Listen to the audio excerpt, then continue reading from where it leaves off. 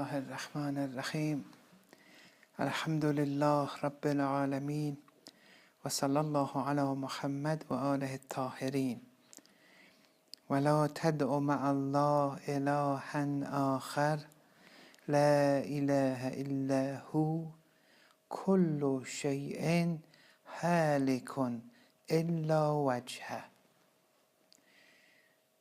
Don't call upon with Allah, along Allah, when Allah is there. Don't call upon another deity, because there is no deity but Him who, and everything is Halik except His face. Halik, right now it's Halik. Whatever qualifies as a thing, a person, plant, animal, carpet, book, sun, moon, right now it's Halik, it's perished, it's non-existent. Everything is non-existent but Him, His face, His attributes. When a thing is looked on its own, it doesn't exist, because a thing is a thing because it's a manifestation of Allah subhanahu wa ta'ala. Otherwise it's non-existent, it's all annihilated. And it's annihilated right now, not in the future. Right now it's annihilated. For example, in the clothes shop, the trousers, the shirt, the glove, all of them, they're Halik, except through the face of the thread. Only the thread is existing. Everything else, it's Halik, it's annihilated. There is no trousers. There's something it's an arbitrary term, we've made it up. It's thread. There's nothing but thread. See, this is another verse of the Holy Quran in chapter 28, verse 88, where here we see that this Samadi Tawhid is being explained. It's being highlighted here. Everything is Halik. So those who assign an independence to creation or a mutual exclusivity to other than Allah, to anything, it goes against this. Kullu shay'in halik. Everything is halik. Illa wajha. Except for His face. Face being what manifests a person. And it's in relation to Allah's face. Some scholars say it's His attributes. Some say the wajh is His essence. But it's all Him in any case. When we look at the traditions because our point and our claim is to teach people Samadi Tawhid. We want them to understand, digest, accept wholeheartedly this kind of Tawhid. When the first step to this is to learn about Tawhid in such a way, then we come across these traditions of the Ahlul Bayt, where many people suggest that these traditions go against what we're trying to say, that we shouldn't learn or focus on the essence of Allah, that there are some things we shouldn't think about, we shouldn't deliberate over, and that this kind of Tawheed, the Samadi Tawheed, is dangerous. And those people, those scholars who are advocating it, they're dangerous people even. These theologians who speak like this, they're speaking from a certain angle. They've understood traditions in a certain manner. I want to go through 5 sets of traditions. 5 traditions I'll go through. And in each tradition there are many, but I've classified them into 5 groups, and I want to just go through them and explain where the problem is according to the likes of Imam Khomeini, where the problem lies. In one tradition, the Imam says, تَكَلَّمُوا فِي خَلْقِ اللَّهِ وَلَا تَكَلَّمُوا فِي اللَّهِ. Says that, speak about the creation of Allah, but don't speak with respect to Allah. Meaning His essence, maybe. Speak about the creation of Allah, His creation, His actions, not His essence. Fi Allah, fillah, no. With respect to Allah, His essence, no. But with respect to His creation, yes. فَإِنَّ الْكَلَامُ فِي اللَّهِ, because verily, speaking about Allah's essence, with respect to Allah, لَا يَزْدَادُ صَاحِبَهُ إِلَّا تَحَيُّرًا. It doesn't increase the person who's doing the speaking. It doesn't increase him, save it only increases his perplexity and confusion. All that is increased in such a person will be their perplexity. They'll just be more and more confused. That's one set of tradition. In response to that, there are 2 ways we can answer that. One is, fillah, don't speak fillah. It doesn't mean don't speak about the essence of Allah. Rather it means, and other traditions will highlight this, when I'll go through it soon in this lecture. It doesn't mean don't speak about the essence of Allah. Otherwise, speaking about Allah's essence, its oneness, its perfection, its attributes, these are all, we have so many traditions inviting us to learn about this. Rather, it's saying don't speak about the quality of the essence of Allah, the essence of Allah. The inner nature of Allah, don't. Because you can't. But Allah's essence, why can't you speak about it? Can't you prove its oneness, its infiniteness, its pre-eternity, its post-eternity, its perfections, its attributes? Of course. And there's so many traditions of the Ahlul Bayt inviting us to speak about it. But when it comes to the essence of Allah, yes, no. That the howness of Allah, the quality of Allah, the inner nature of Allah, no. That we can't. Don't speak about that. And even in relation to the essence of Allah, maybe this tradition is saying, if it's going to lead to perplexity, don't. But if it's not going to lead to perplexity, then you can go and study it. But if it's going to lead to your confusion, don't speak about it. Don't discuss it. Don't learn it. If it's going to cause problems and you don't understand it. That's one set of traditions. Another set of traditions speak in this tone, أفضل العبادة إدمان التفكر في الله وفي قدرته. The best of ibadat is executing tafakkur in relation to the essence of Allah, fi Allah, in relation to Allah, which means His essence, not the essence of His essence, His essence, and His power. Look, the best of ibadat. So it means that previous tradition which prohibits has to be taken in a particular context. It's only if it leads to perplexity, don't speak about the essence of Allah. Otherwise, the best of ibadat is tafakkur, pontificating, deliberating over Allah's essence and His power. The third set of traditions, man nadara fillah kayfahu halak. Look, whoever analyzes, observes with respect to Allah's essence, but how, in which aspect of His essence? Kayfahu, how He is, Allah's howness, His nature. So halak, they will die, they'll be annihilated. They can't. You can't do it. But this is His kayfahu, how Allah is. Sometimes you say Allah is pure existence. That's okay. Now define what pure existence is. You can't. Can you explain what pure existence is? You know what it is, but can you explain its howness, its inner nature? No, you can't.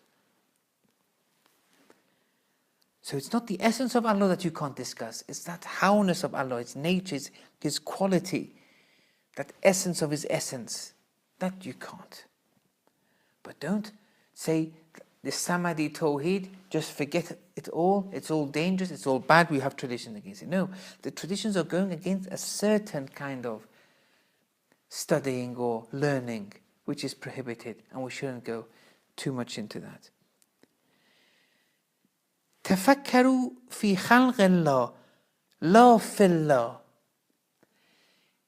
Pontificate, do tafakkur with respect to Allah's power, His might, not with respect to His essence. Look, here again, this essence can either mean the essence of His essence, but this may, if it means Allah's essence, some of the knowledge of Allah's essence, it's not about the intellect acquiring it. The heart has to witness Allah's essence, not the howness or the quality. But sometimes that essence of Allah has to be witnessed by the heart. The aql cannot do it. Thinking is a faculty of the aql. It says, La tafakkaru fillah. Not to say Allah can't be attained to, even His essence. No.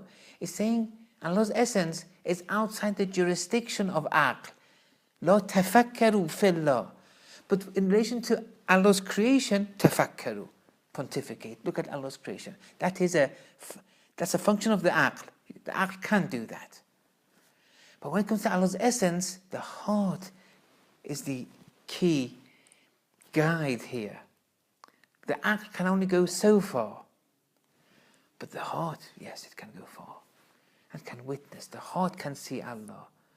Ma a'budu rabban lam ara.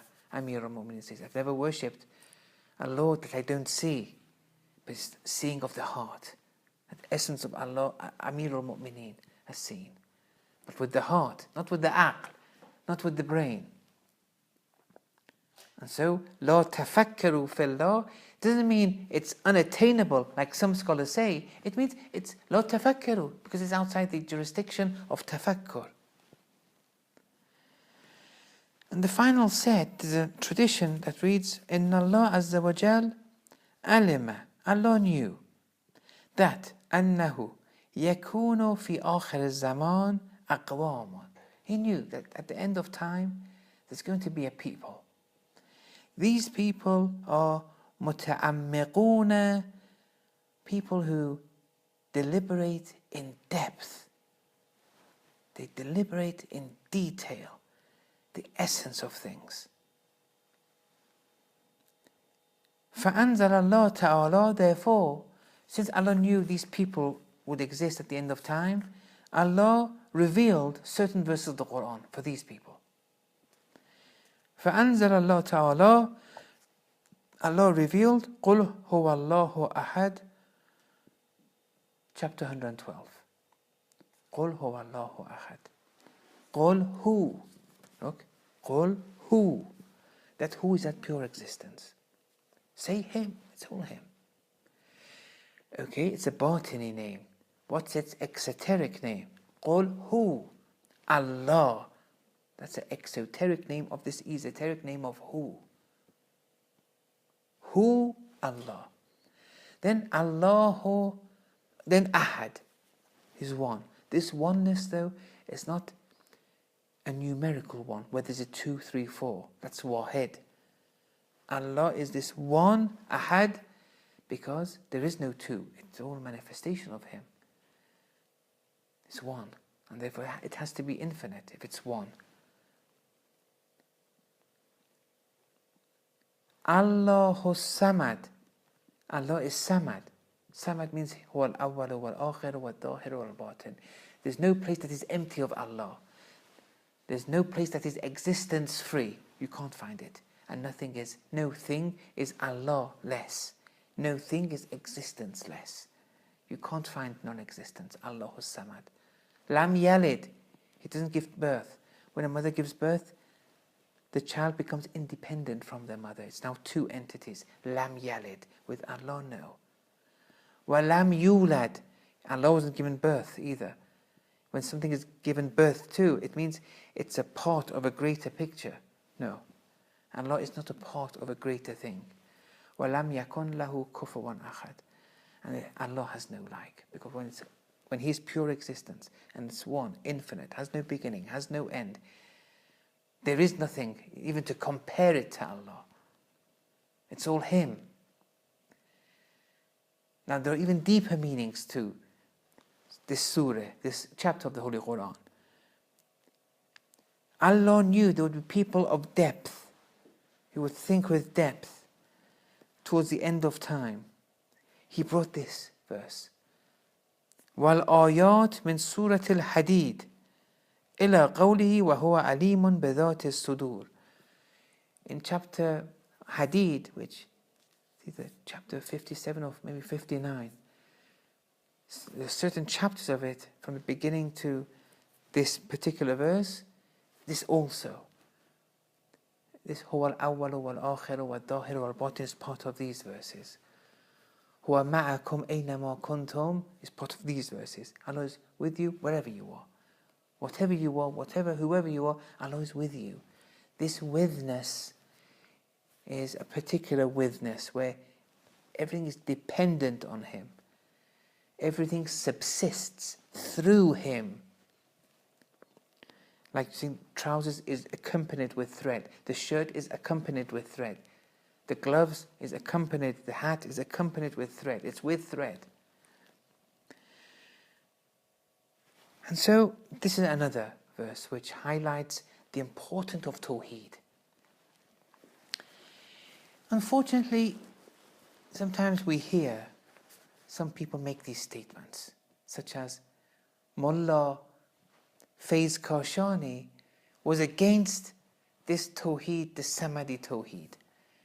This Tawhid of Huwa al-awwalu wal-akhiru wal-dahiru wal-batin, he was against it.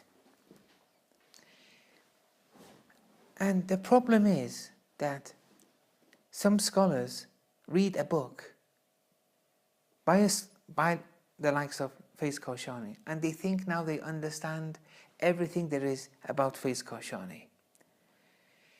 Faiz Kashani is a figure who all scholars from all walks of life, everyone accepts this figure.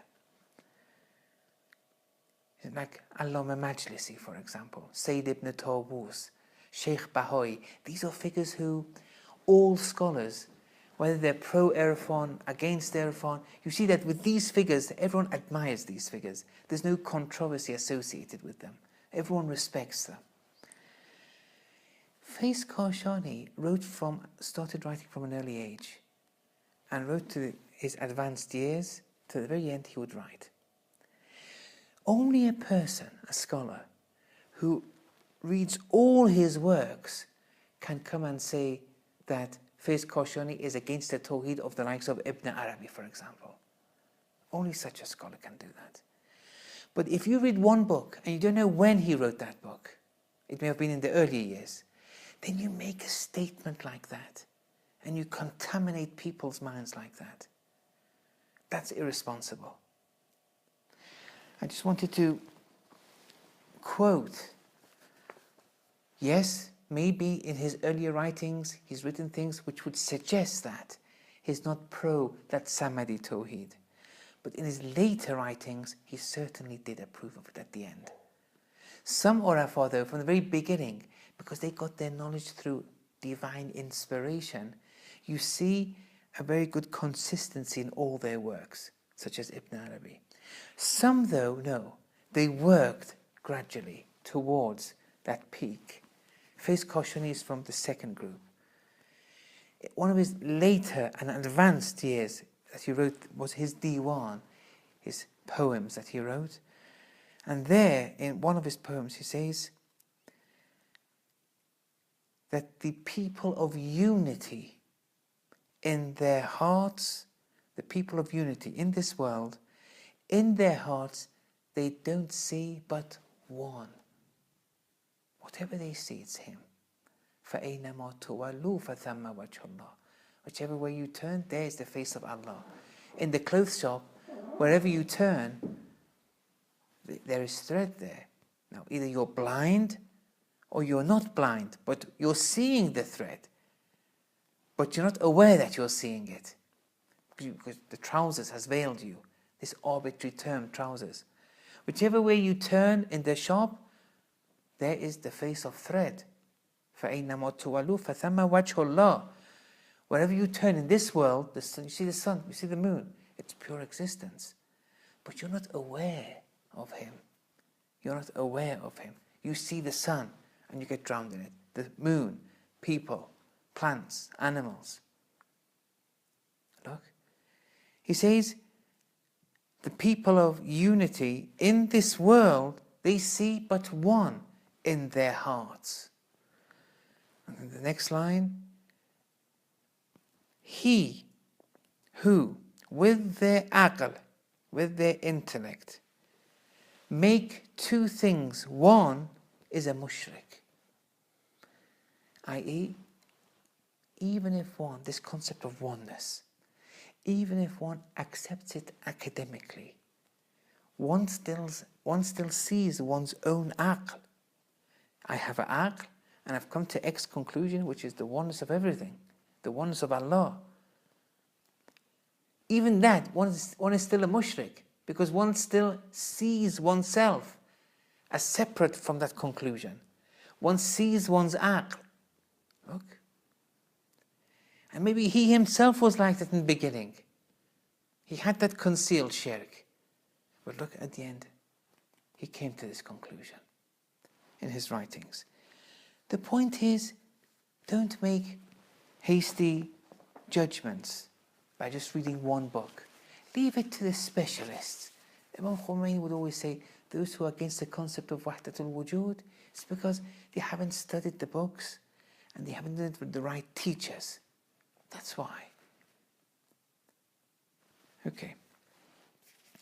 So this was another aspect I wanted to go through. Imam Khomeini, in one of his works, he writes, where the sadness and bereavement lies is that some ignorant people wearing the garment of knowledge have been found in recent centuries who, without properly observing or scrutinizing the issue, and who are bare vis-à-vis their knowledge of the Quran and Sunnah, have assigned their mere ignorance as proof for refuting the seeking of knowledge of the origin of Tawhid and resurrection, Ma'ad, so that their own market, bazaar, as they say, the marketplace, so that their own market in Ma'rifah, that thing that they're selling to the people, that their own bazaar of Ma'rifah becomes more popular. Even though this quest is seen so much in the traditions and Sunnah, the quest to search for Tawheed, for the essence of Allah, His perfections, His attributes. Furthermore, these scholars have deemed such knowledge as haram.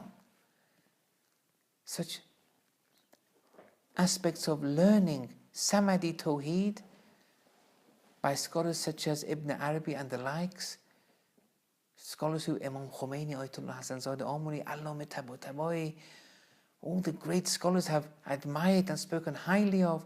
No one is saying they're ma'soom. No one is saying Ibn Arabi is ma'soom. But when they're admired, all the books they've written on Tawheed, these scholars, because of their ignorance, even say these books are haram.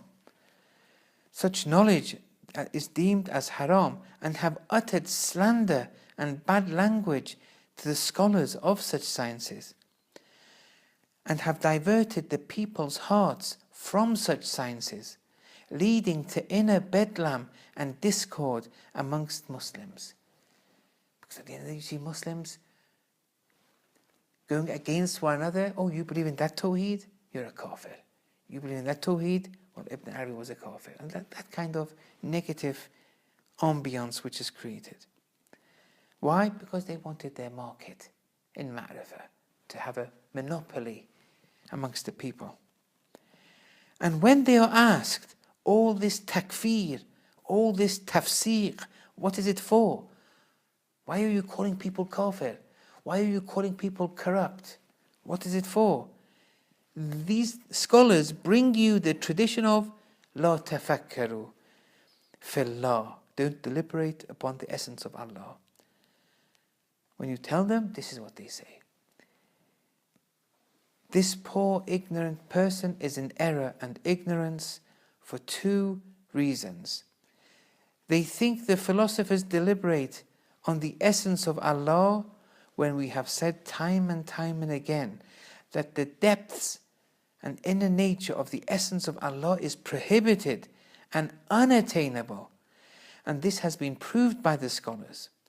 And secondly, without properly understanding the hadith, they incorrectly believe that speaking about the essence in absolute terms is not allowed. Their understanding of the hadith is problematic. And so this, unfortunately, is a problem that we're facing and our communities are facing, that Tawhid has to be incorporated, has to be taught. And we have so many other traditions can be recited from Amir al-Mu'mineen, especially at Tawhid and Tansa Ghayr Allah. Tawhid is just forgetting other than Allah. Because other than Allah, they're arbitrary things, they're not real. Whatever is real is a manifestation of Allah subhanahu wa ta'ala. It's that arbitrary, imaginary thing that we've created for ourselves that is making us oblivious to true Tawheed. And there are other traditions to mention. The point is this, that first of all, okay, let's say we've learned it academically. How do we incorporate it in our hearts so that our hearts can be carriers of such a Tawheed and thus benefit from it and have a positive lifestyle? Here, two ways are suggested, and they can both be done together. You don't have to choose one of them over the other. One is that the heart has to be ready. The heart has to be a recipient in order to fully, wholeheartedly digest this knowledge. In order for this to happen,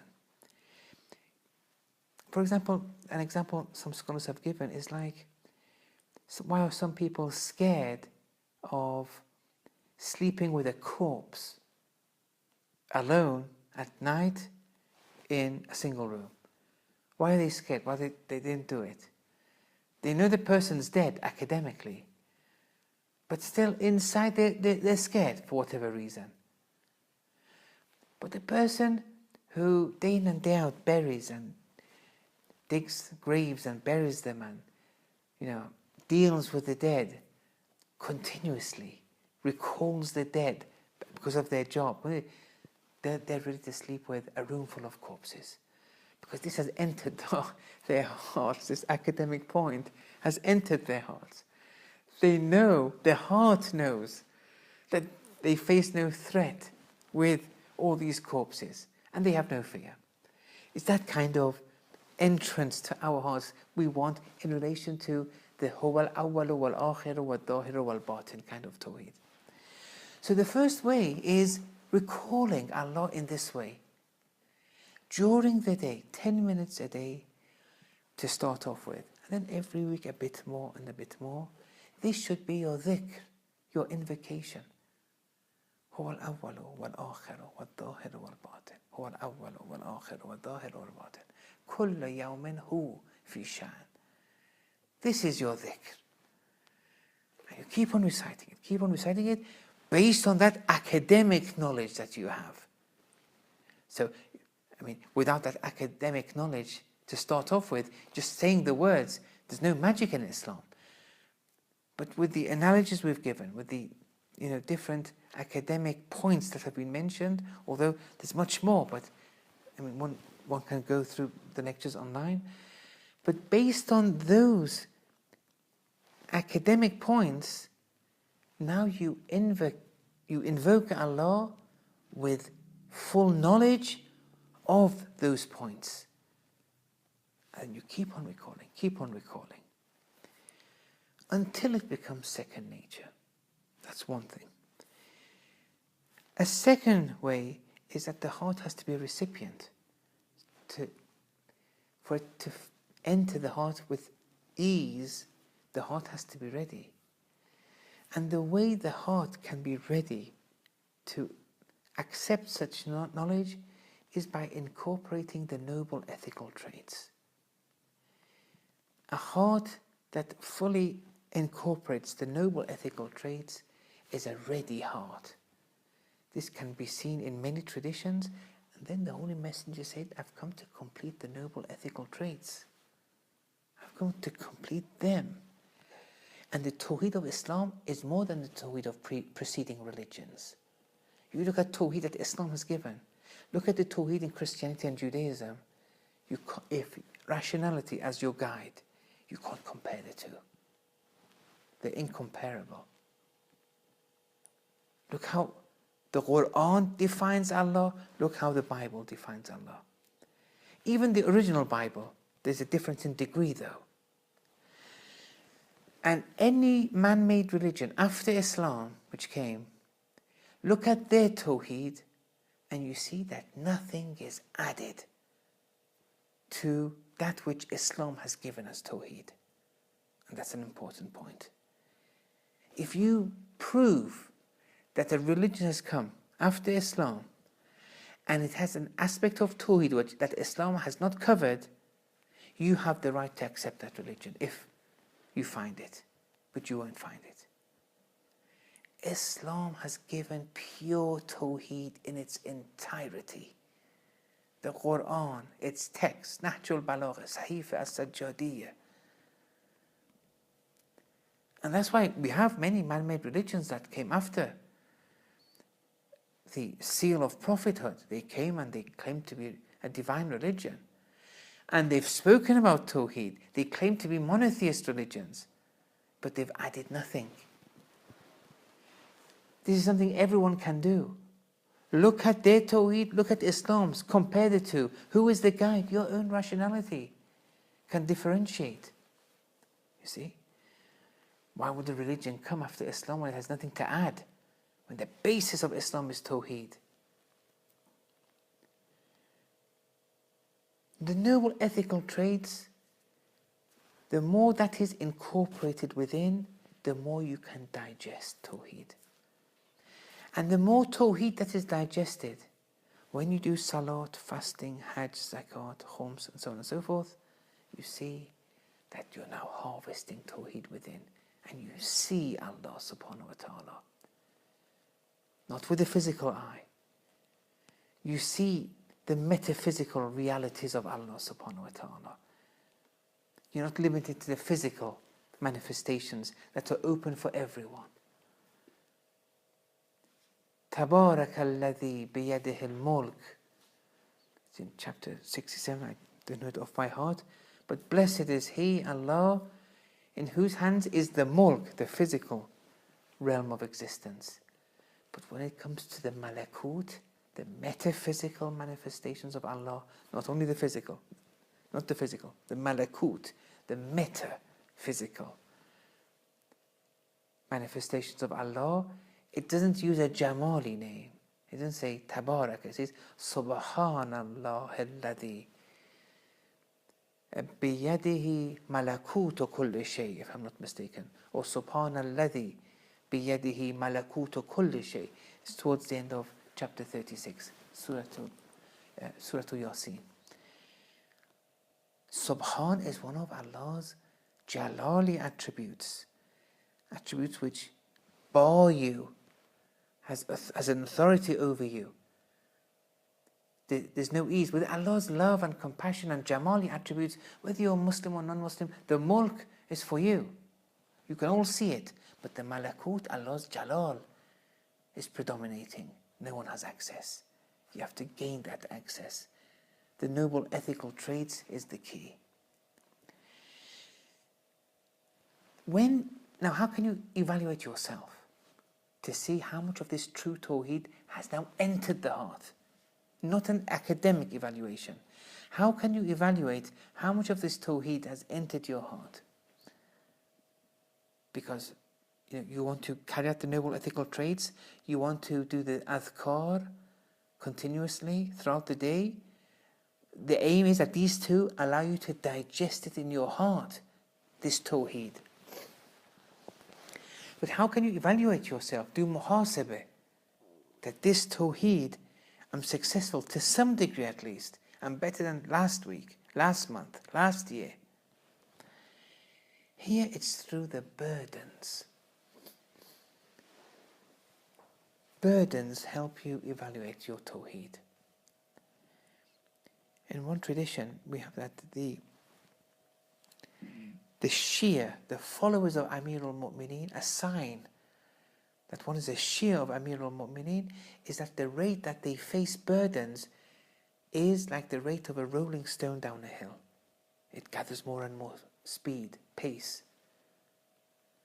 And the rate at which you acquire burdens become more and more. Not only qualitatively, but quantitatively, more and more burdens you face. You should never be disappointed. Fear, be grievous in relation to burdens. That verse we mentioned, that the awliya of Allah, they have no fear, no grief in relation to burdens, because their tawhid is true. And they've digested the Samadi tawhid. But how can you evaluate yourself? Let's say you have lost a job. That job has a title. You looked at the title of that job. As a person, you lost nothing. You were working, then now you're not working.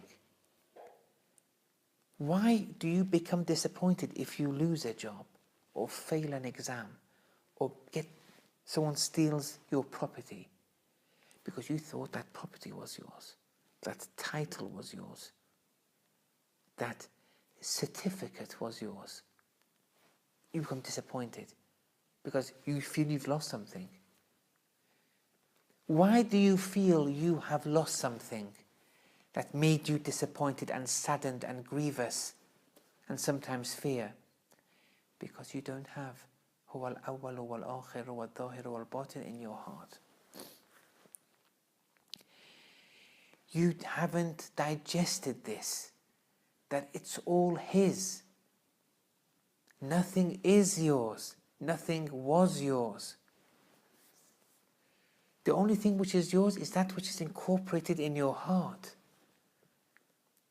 You acquired knowledge. You lost a certificate. Does the knowledge go? No. Does your power go? No. When you are no longer a leader, does that go? No, you still have the same capacity.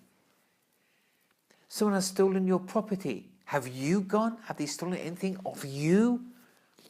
No, it was outside you. It was something else. So why did you become disappointed? Because you attributed that to yourself. It was my house, my money, my children, my certificate. I did this, I did that. This I, the ego, you attribute everything to the I. هو الأول والآخر والظاهر والباطن. This practical tawhid is to come and gradually eliminate all traces of the ego. It's come to eliminate all these attributings to the I. And you do it through first education, invocation, and the noble ethical traits. These three. And the more you incorporate this kind of tawhid, the lesser burdens will affect you. And then you'll be given more burdens. And then you'll be given more burdens. The more burdens you tolerate, the more your tawhid. After that burden, your tawhid, the existential, true tawhid, will go higher after tolerating and bearing it. Then another burden comes, you tolerate it. Sometimes you may fail, you break, it doesn't matter. Your tawhid was weak. It doesn't matter, at least you can evaluate yourself. This much know. A family member passes away. A separation happens between spouses, family, whatever. Money is lost. These are all burdens. It's difficult. Sometimes, yes, you did something with neglect, with negligence. That also, you're facing a burden, but it was your fault. We have to do everything correctly, not irresponsibly, and then be ready for whatever burden comes. Sometimes this burden was out of my own doing. It's still a burden, it's good to tolerate. But Allah speaks with you through burdens. And Allah speaks more with the responsible people who have done everything responsibly. They're not negligent. So they know that whatever they face burden-wise, it's Allah's language with them. Allah is speaking with them. They become happy. This is a burden. I did everything correctly. Why was that stolen? I did everything right. There was an alarm system. This was there. Everything was there. I acted responsibly.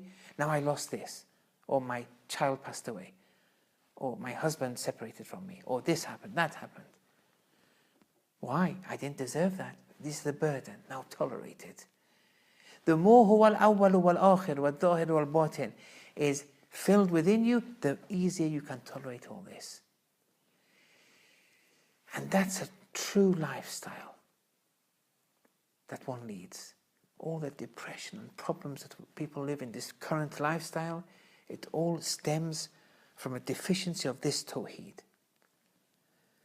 And then a higher form is now you want to see the realities. There's something different.